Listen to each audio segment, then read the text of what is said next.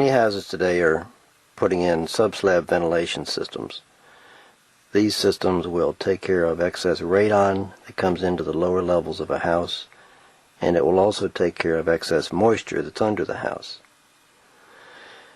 Now, when I go through a slab, there's a couple things that I like to see. That rock came out from under the slab, and it's basically single-sized crushed granite. The next size down would be preferable, but that's plenty sufficient. And what happens is I pull a vacuum underneath the slab, and there are so many voids and hollow spaces in that crushed rock that I can pull a tremendous amount of air out from under the house.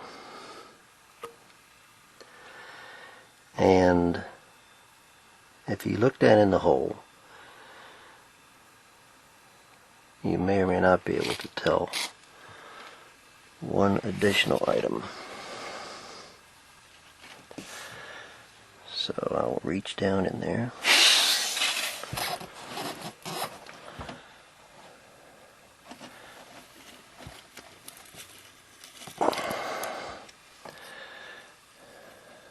The rock under this slab is damp, is fairly damp. We've had a lot of ice and snow and rain lately, and that could be the main cause. But still, under most houses it stays somewhat drier than around surrounding areas. But when I pull rock out from under a slab and it comes out dark, the rock is a sort of a medium gray anyway, but when it comes out dark like that, I know there's excess moisture under the slab. But for the system, for the sub-slab ventilation system to work, that rock is plenty good. And I also had an indication that the vapor barrier was under the slab, and that protects most of the moisture, or a lot of the moisture, from coming quickly through the concrete and into the house. If you live in an older house and you have cardboard boxes stacked on the floor, after a couple years you'll find that cardboard has basically disintegrated, and that's the moisture coming up through the floor and destroying that cardboard. But so far so good.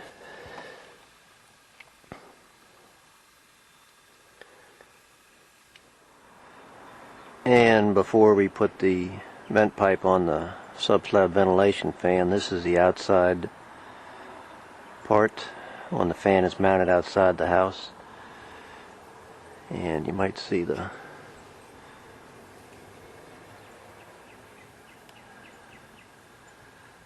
water that's condensed.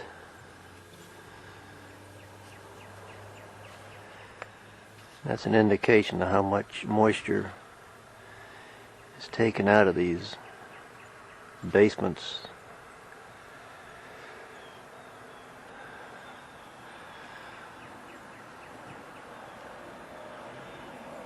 And this is mid-afternoon, so it's even more noticeable early in the morning when the temperature is lower. And that's what cuts down on the mold and the mildew in basements and even slab houses and houses built over a crawl space as well. I don't believe you can dry a house out better or more efficiently with any other system.